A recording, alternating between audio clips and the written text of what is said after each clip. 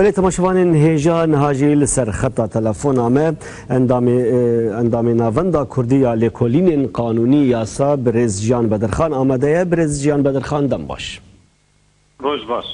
روز باش ترچوا برز جان بدرخان هون وک سازیه که بیشن لیکولین و شورمندیا قانونی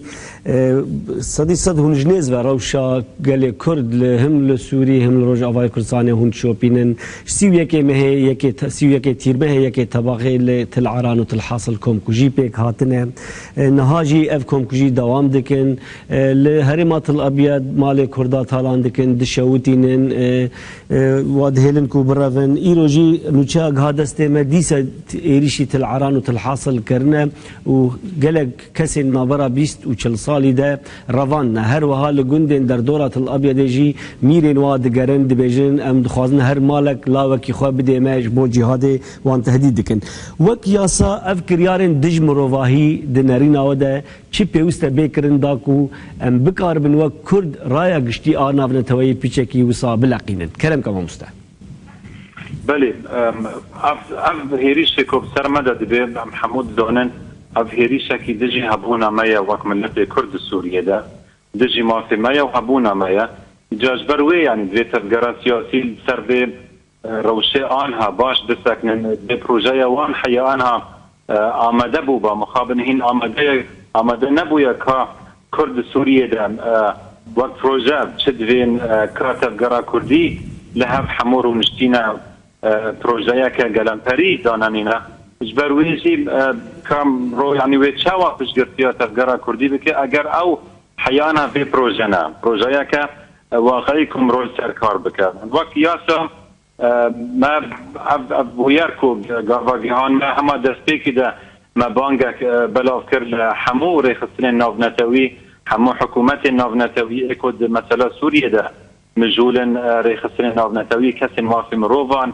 کرد عرب جندرج درفه بانگ مجوان رشان کو اف کوم کجی بیت راوستن و بیسکناندن لیدویم رو جوان را بیجه کرد دوی حریمی ده پلان وان چیه پلان وانو پیش روزه چیه دویم رو پشگرتی جوان بخوازه نه تنی جوان بخوازه که اف هیریش اسلامیستان لدجی ملت کرد و عرب اندواره و کریستیان اندواره شرمزار بکن او هر هاتیه کرن گلک تکلید بجالیه یاسا و ریخستن دن لدرفت شیبون گلک مروف حکومت را خواستن ریخستن حیاکو مدید حکومت بریتانیا نماز خوازن آنها دم آنها در چک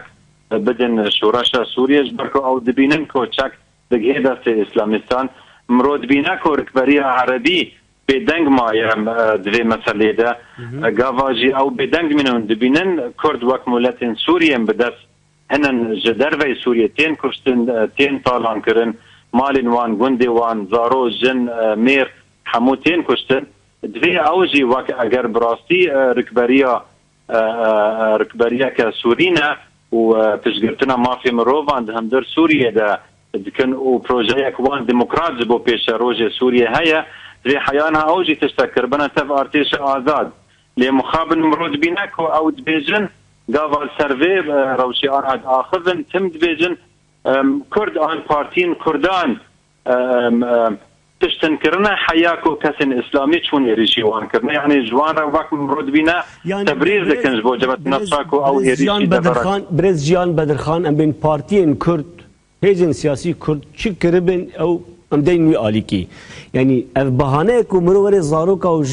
جنان بکوجه یعنی تکلیاب بتنه يعني اف منطقي كوفيرنجي نزيك دبن هون شاد بيدن يعني تكلياب هفدور تنه بروجي كردا هبن تنه بن امال سرنا اصنامي انسان سيفيل جين زاروك ورن كشتن يعني افجي نبهانه هيك نوصى ما مستحيل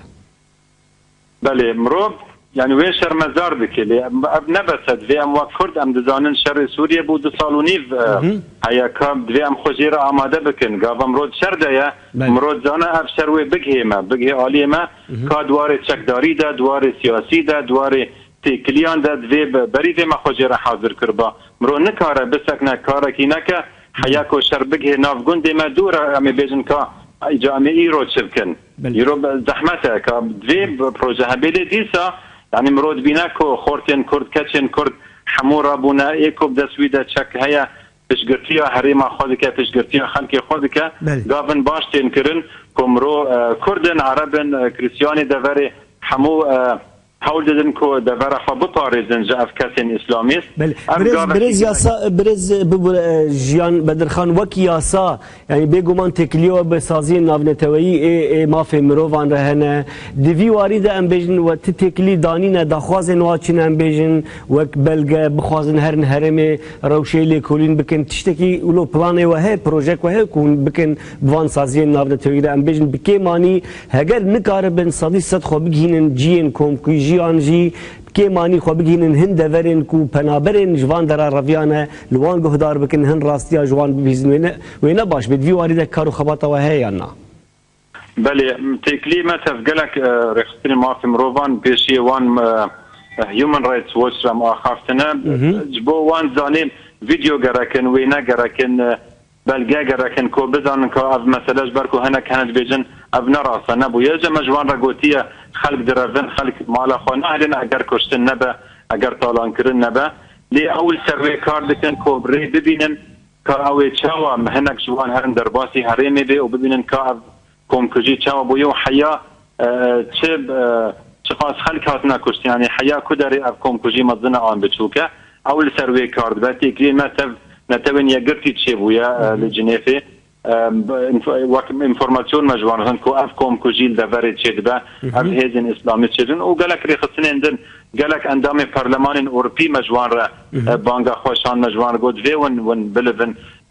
شورشا سوري ده پرچاق شورشي لملت خوا قلوبيا وملت اخوان سيفيل ملت سوريا تكوجن كردن عربن تشبن لملت سوريا نتين كرسم دستيوان واف كس دسبيكي دج آلية ودا